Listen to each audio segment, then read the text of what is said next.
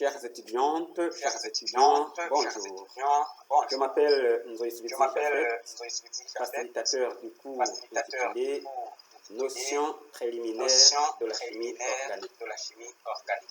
C'est donc pour moi un plaisir de vous souhaiter la bienvenue à ce cours qui sans doute vous sera très utile dans la compréhension de la matière qui nous entoure, que nous consommons et que nous sommes. Oui, parce que nous sommes de la matière. Et donc, sans trop tarder, commençons par la première leçon qui porte sur les généralités. On y va. Voilà, comme je venais de le dire, notre cours est intitulé Notions préliminaires de la chimie organique et notre première leçon porte sur les généralités. C'est Jafet Nzoï Switi comme facilitateur. Comme objectif, c'est qu'à la fin de cette leçon, les étudiants devront pouvoir citer 4 principaux éléments chimiques entrant dans la composition des tissus vivants, expliquer pourquoi le carbone est le principal constituant de la matière organique et différencier un composé organique d'un composé inorganique. Parlons de la composition des tissus vivants ou bien de la matière organique. Actuellement, 118 éléments chimiques sont connus.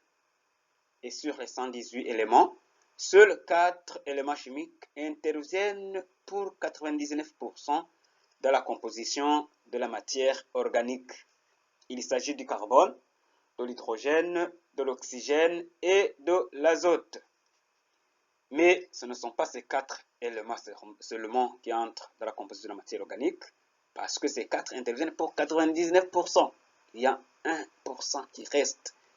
C'est ainsi qu'il y a d'autres éléments comme le phosphore, le soufre, mais aussi des substances minérales comme l'eau, les sels minéraux, encore des substances organiques comme les glucides, les lipides, les vitamines, les protéines, qui entrent dans la composition de nos tissus. Alors, le carbone, c'est un élément très important en chimie organique. Il est la pierre angulaire autour de laquelle s'est constituée la matière organique. Mais pourquoi cela?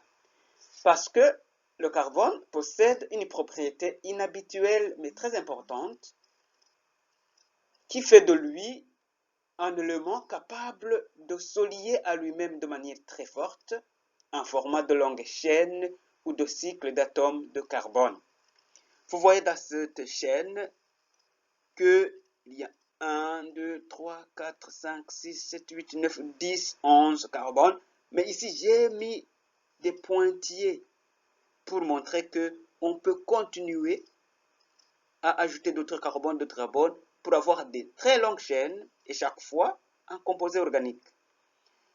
Vous voyez ici cette macromolécule formée de 1 cycle, 2 cycles, 3 cycles, 4, 5, 6. Mais on peut aussi avoir d'autres cycles à côté, avoir beaucoup de cycles d'atomes de carbone.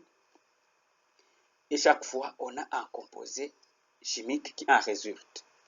Dans la nature, nous avons un autre élément qui peut concurrencer le carbone par cette propriété de se lier à lui-même. C'est le silicium.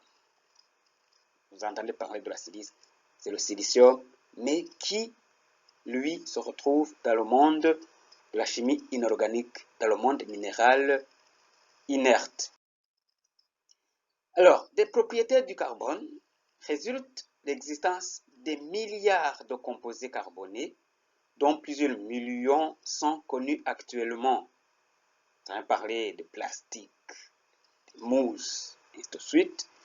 Et parmi ces composés, nous avons aussi des biomolécules qui sont responsables de la maintenance et de la reproduction de la vie. Et c'est pour cette raison que la chimie traitant les composés du carbone a été appelée chimie organique. Donc la chimie organique, chimie qui traite les composés du carbone. Alors, quelle est la différence entre un composé organique et un composé inorganique? Dans le temps, la différence entre les deux composés, les deux substances, les deux types de substances, était basée sur leur provenance. On pensait que les substances organiques étaient produites par un organisme vivant.